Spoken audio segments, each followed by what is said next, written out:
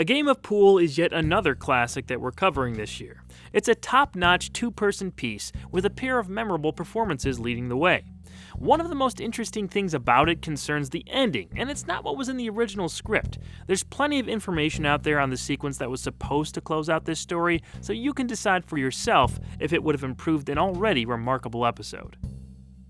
Jesse Cardiff considers himself the best pool player around, but he's constantly compared to the deceased James Howard Brown, aka Fats.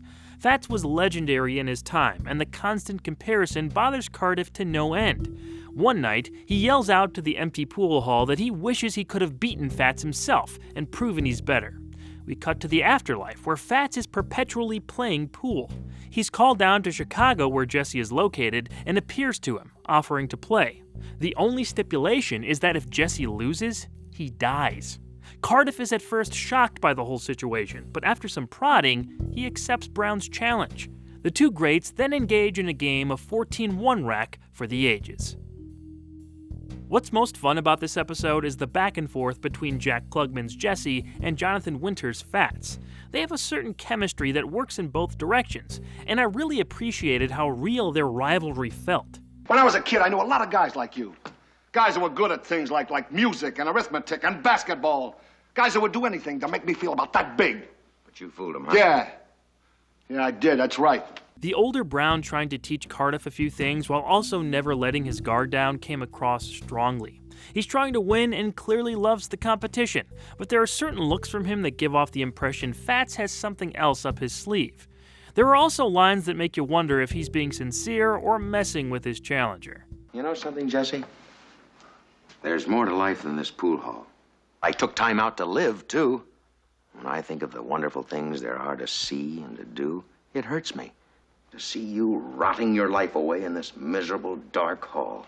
Jonathan Winters did a wonderful job in this role. He's of course known as a renowned comedic actor, especially at this point in 1961, but he made the switch to this more dramatic, mysterious character flawlessly.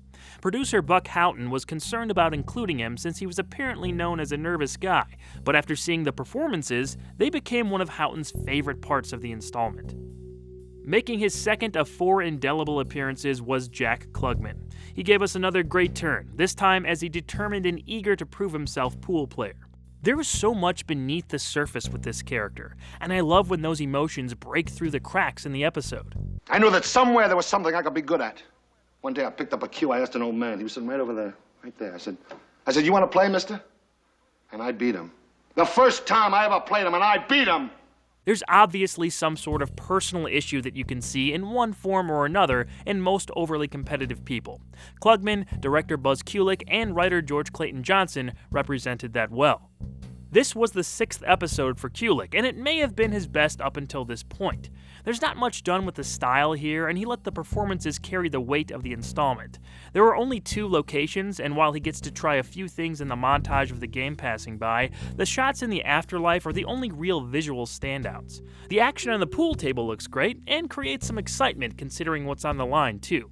Jack Klugman was supposedly a decent pool player, but they got a professional to step in on all the close-ups. George Clayton Johnson was back with his 4th script, and it's another winner. He said he based the premise off of pool halls he used to visit as a teenager. While we can give him all the credit in the world for the story, the ending he had originally written wasn't used in this version of a game of pool. Details after the twist. After the tense and very close game comes down to a single shot, Jesse nails it and does the impossible. He's defeated the legendary James Howard Brown. Fats seems almost relieved as he thanks Cardiff and says he won more than he's bargained for. After the dead man disappears, Jesse celebrates his victory. We then dissolve to the same space in the afterlife where we saw Fats earlier, except this time it's Jesse exhaustedly staring at a pool table as his name is called. He heads off to face another person who claims to be the best, doomed to repeat this cycle over and over until somebody beats him and takes the title of the greatest. In Johnson's script, Cardiff actually loses the game. It's suggested that there will be a rematch in the future as Jesse continues to practice and improve. Being dead, Fats is as good as he's going to get, but our main character has the opportunity to reach a level of skill that will surpass Brown down the road. That could be viewed in two ways, in my opinion. Number one, it's more hopeful, since Jesse has the time to get better and maybe even enjoy the other aspects of life Fats was telling him about. Number two, Jesse will obsess over this loss for the rest of his life and never live it down, damning him to a life of constant practice, knowing he never beat the best in his only shot. They did use Johnson's ending in the 1980s Twilight Zone remake of this episode. Does it make it a better story, though? I'm not so sure. Rod Serling rewrote the intro and ending for the 1961 version, and as a fit for what the Twilight Zone was known for in the early 60s, I think it works a little bit better. It's also aged well. The idea of it being lonely at the top and unceasing comparisons happening even after death can sound like an unending nightmare to someone who worked their whole life to be number one. We see comparisons like this with athletes or pretty much anything all the time. How many Jordan versus LeBron hypotheticals have you heard?